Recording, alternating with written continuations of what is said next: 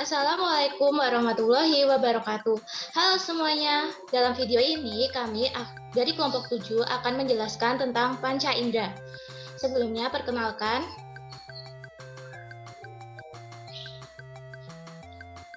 yaitu yang pertama ada Melina Melati Putri dengan NIM 023, yang kedua ada Salwa Berliana Sumitro dengan NIM 024, dan yang ketiga ada Bunga Putri Pribadi dengan NIM 025.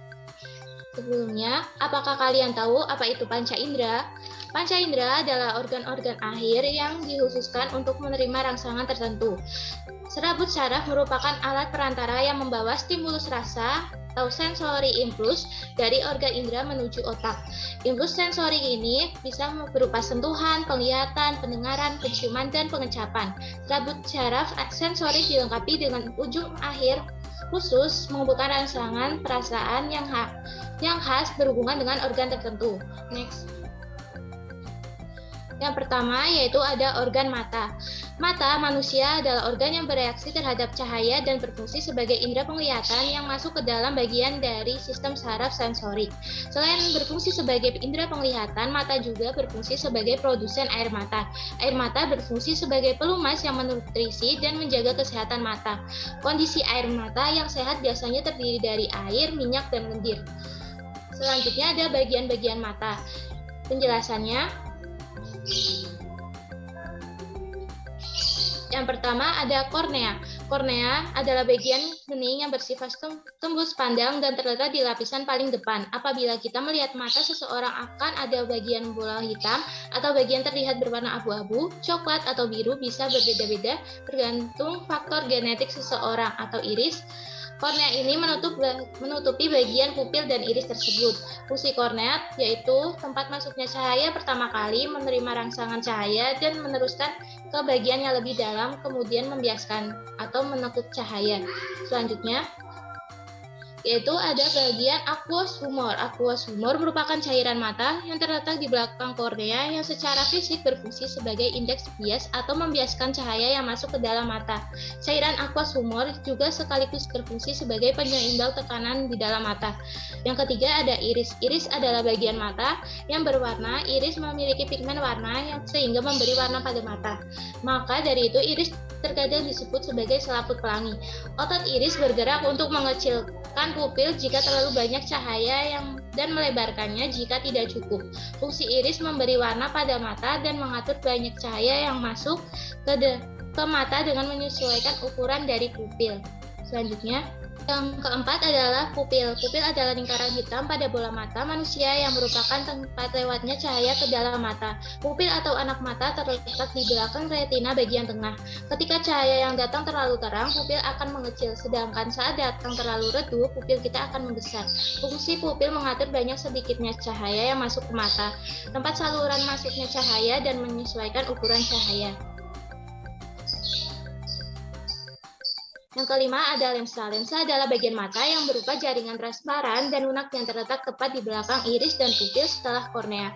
Lensa mempunyai daya akomodasi. Daya akomodasi adalah kemampuan untuk mencembung dan memipihkan lensa mata atau kemampuan lensa mata untuk menebal dan menipis tergantung jarak objek yang dilihat mata.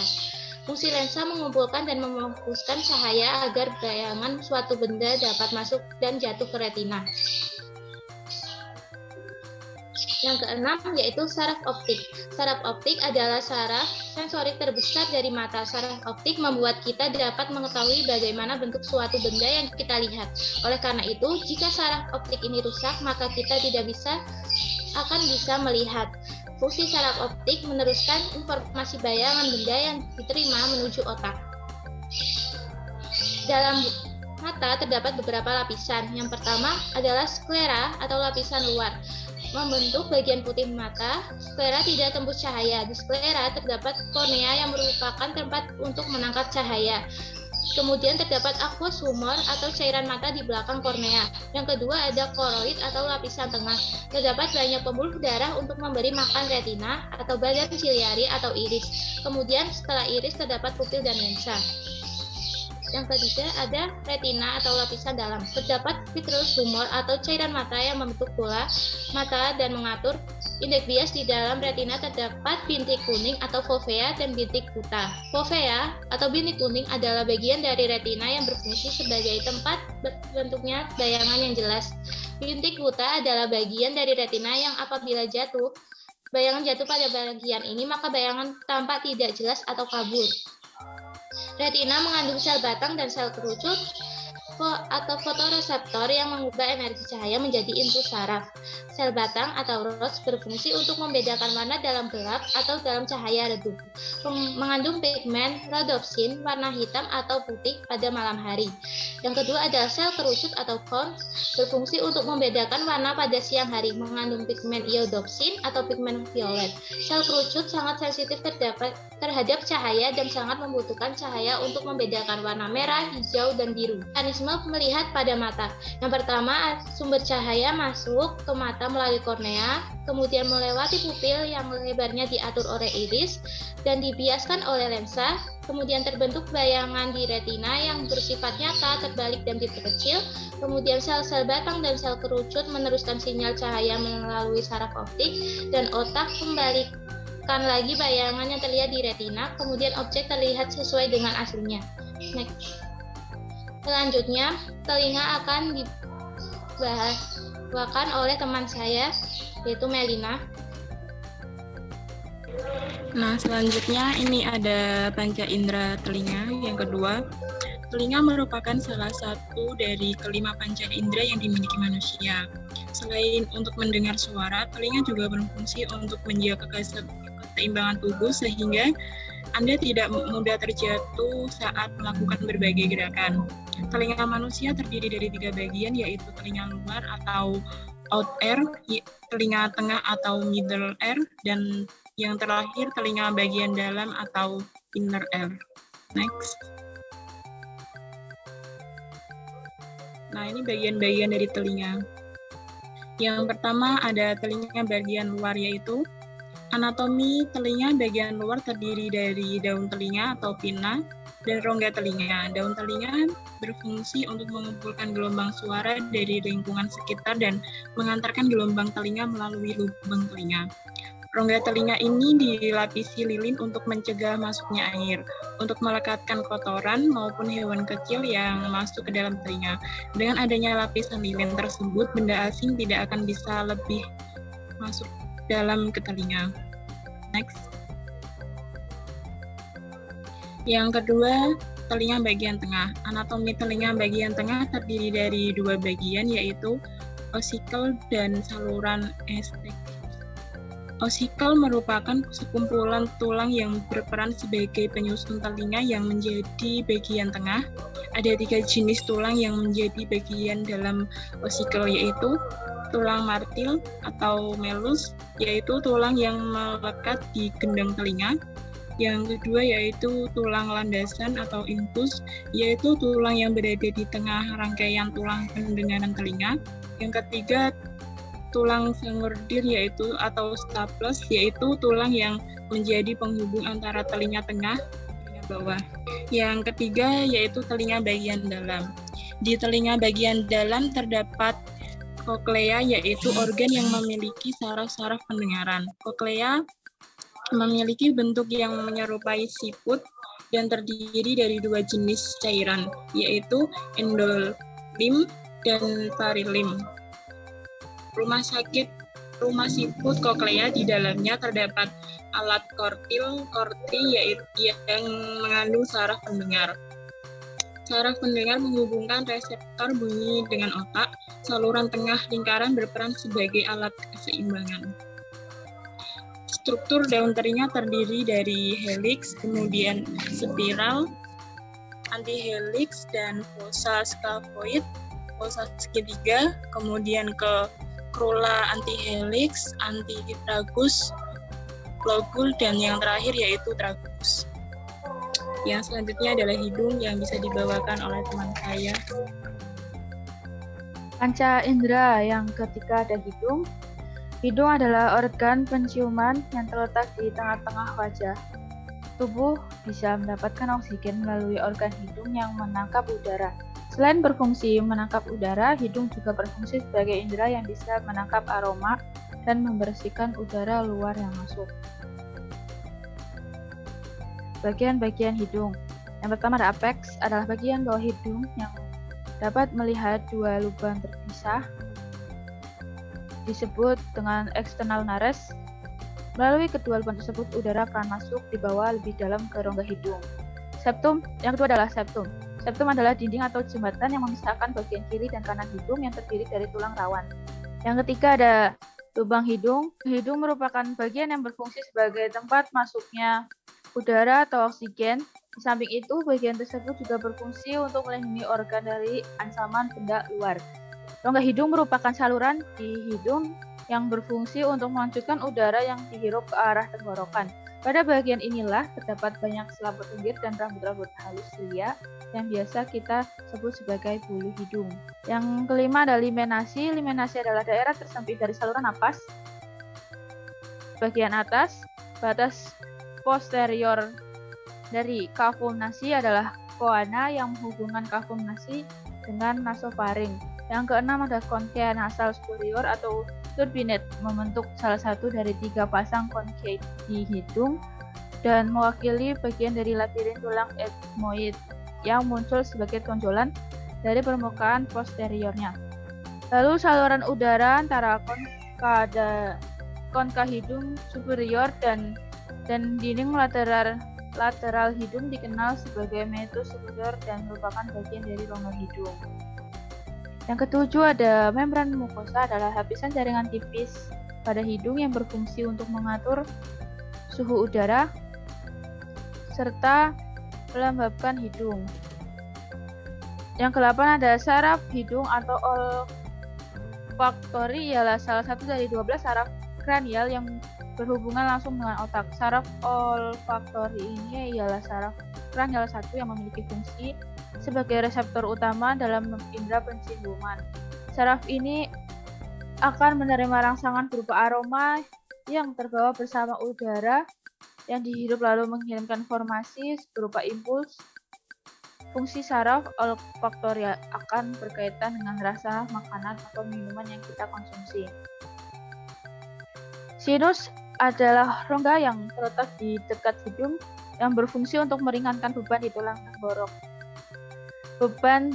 tengkorak, berperan dalam suara manusia, serta menghasilkan lendir untuk melembabkan hidung. Yang ke-10 adalah sinus sphenoid, adalah salah satu dari 4 sinus paranasal berpasangan yang terdapat di dalam tubuh tulang sphenoid. Sinus sphenoid bervariasi dalam ukuran dan bentuk, dan karena perpindahan lateral dari septum interveni yang mungkin berinsersi pada kanalis karotis, sinus ini jarang simetris, maka tidak dapat dipalpasi selama pemeriksaan ekstraoral. Yang ke-11 ada sinus frontal, yakni sinus sepasang yang terletak di dahi kanan dan kiri. Sinus sphenoid yang terletak di belakang rongga hidung, sedangkan sinus ethmoid yang terletak di bagian rongga mata. Yang ke-12 ada recessus sphenoidal, adalah ruang kecil di rongga hidung di mana sinus sphenoidal dan sinus ethmoid posterior terbuka. Itu terletak posterior dan superior dari konka superior. Recessus sphenoidal mengalirkan sel udara ethmoid ke posterior dan sinus sphenoid ke mitus superior rongga hidung. 13 ada pharyngeal tonsil, adalah jaringan lunak yang berada di bagian belakang hidung, tepatnya di langit-langit jaringan nasofaring. 14 occipital atau tulang occipital, adalah tulang yang berbentuk lempengan trapesium dan berada di bagian bawah tenggorokan. 15 ada coana, adalah lubang hidung dalam yang kemudian membuka nasofaring. Nasofaring adalah bagian atas faring atau tenggorokan. 16 adalah torus tubarius atau bantalan saluran pendengaran yang merupakan elevasi mukosa pada aspek lateral nasofaring yang dibentuk oleh ujung faring yang mendasari bagian tulang rawan Eustachius. Lalu ada cara kerja hidung. Udara yang dihirup dari lubang akan membawa zat kimia seperti aroma, Udara tersebut disaring bulu hidung, kemudian zat kimia yang membawa udara akan melebur bersama dengan lendir di dalam rongga hidung. Zat kimia kemudian diterima sel olfaktorius yang peka terhadap rangsangan bau berbentuk uap atau gas. Informasi rangsangan dibawa oleh saraf olfaktorius menuju otak. Otak akan mengartikan informasi sehingga aroma yang tercium akan terdeteksi. Lalu yang keempat ada lidah. Lidah merupakan indera pengecap yang terdiri dari sejumlah bagian dan memiliki berbagai macam fungsi. Selain berfungsi sebagai pengecap, lidah juga memiliki beberapa fungsi utama, antara lain membantu kita berkomunikasi, mengunyah, dan menelan makanan. Bagian-bagian lidah. Yang pertama ada lidah bagian belakang. Bagian lidah ini terletak di bagian mulut paling belakang. Belakang lidah terletak di dekat tenggorokan dan tidak bisa bergerak. Bagian ini menempel dengan tulang rahang bawah dan tulang hyoid. Yang kedua adalah bagian lidah badan. Lidah mengambil porsi hingga 2/3 total lidah manusia. Badan lidah memiliki banyak fungsi dan dapat bergerak bebas. Yang ketiga ada apex atau ujung lidah, sama seperti badan lidah. Ujung lidah juga bebas bergerak. Letak bagian ini ada di paling ujung depan lidah. Yang keempat ada dorsum. Bagian ini melengkung dan sedikit lebih naik dibandingkan bagian lidah lainnya. Dorsum memiliki bentuk seperti huruf V yang biasa disebut sulcus terminalis. Yang kelima ada bagian bawah lidah. Bagian ini terlihat saat kita mengangkat lidah. Di bagian ini terdapat banyak pembuluh vena. Beberapa obat kadang diberikan di bagian ini karena lebih cepat terserap. Lalu ada jalan kerja impuls pengecap dari lidah ke otak. 3 saraf kranial yang memainkan peranan dalam pengantaran impuls dari lidah ke otak, yaitu nervus facial 7 pada bagian 2/3 anterior lidah, nervus glossopharyngeal 9 pada bagian setengah posterior lidah, dan nervus vagus 10 pada faring dan epiglottis. Diawali dari taste buds pada lidah, impuls menyebar sepanjang nervus facial dan dari 1/3 posterior lidah melalui nervus glossopharyngeal. Impuls dari daerah lain selain lidah berjalan menuju nervus vagus.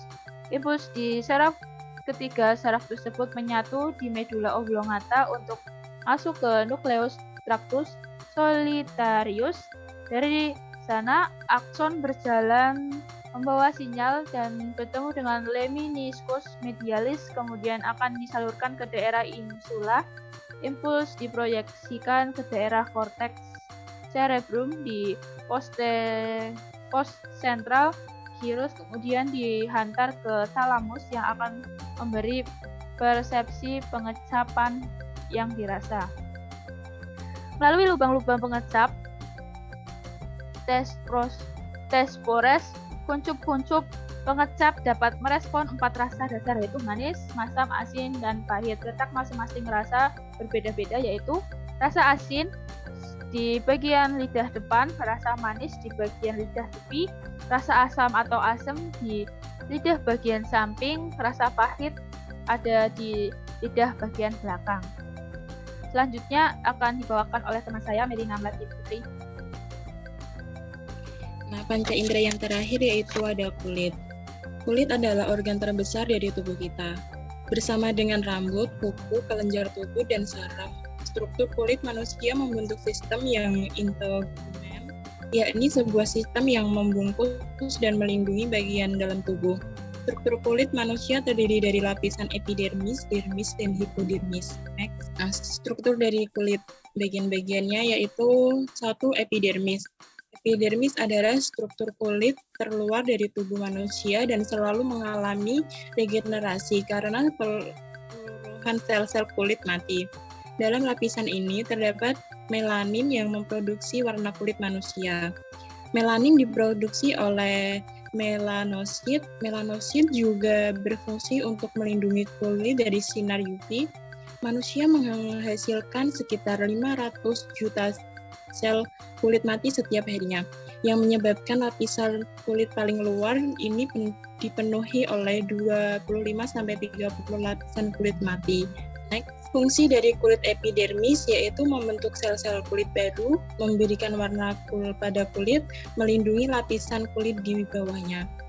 Lapisan kulit epidermis terbagi menjadi 5 sublapisan kulit, yaitu 1. Stratum corneum, yaitu lapisan kulit epidermis paling atas yang memproduksi keratin. Yang kedua yaitu stratum lucidum, yaitu lapisan kulit yang berfungsi memproduksi lemak dan molekul lainnya. Yang ketiga stratum granulosum, yaitu tempat bagi sel-sel kulit menghasilkan lemak dan molekul lainnya. Yang keempat stratum spinosum, yaitu keratinosit yang terbentuk akan berikatnya dengan sambungan interseluler yang disebut desmosom. Yang kelima stratum germaticum, yaitu atau stratum basal, yaitu tempat produksi keranosit yang utama. Yang kedua yaitu dermis. Dermis adalah lapisan kulit yang berada di bawah epidermis.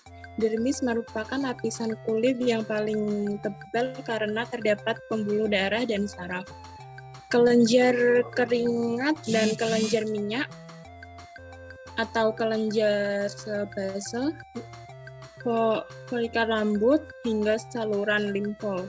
Lapisan kulit dermis sebagian besar terdiri dari sejenis protein yang disebut kolagen. Fungsi kolagen adalah membentuk kulit terlihat kenyal dan kencang.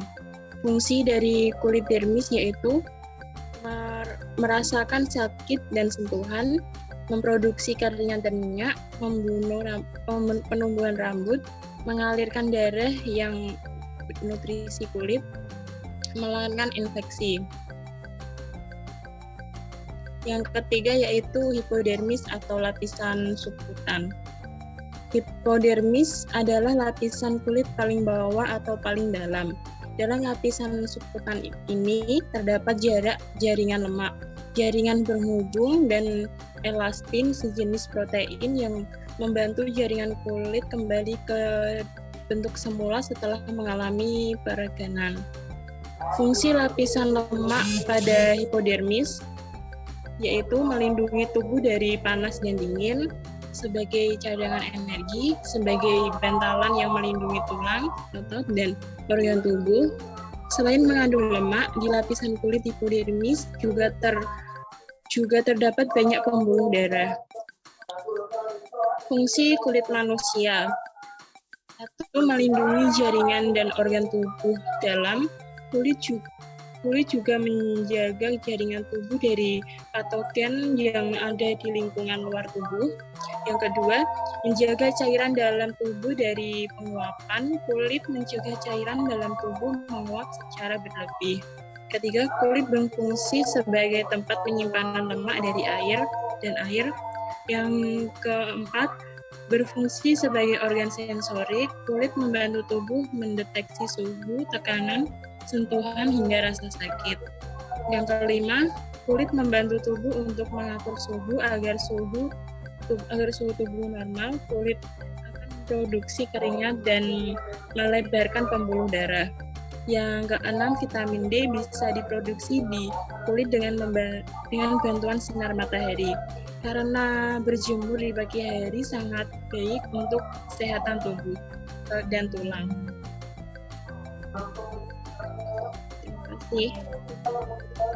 Sekian penjelasan dari kami tentang sistem panca indera pada manusia. Semoga bisa bermanfaat untuk kita semua, dan mohon maaf apabila ada kesalahan selama penyampaian materi ini, baik disengaja maupun tidak disengaja. Terima kasih telah menonton video ini dan sampai jumpa lagi. Wassalamualaikum warahmatullahi wabarakatuh.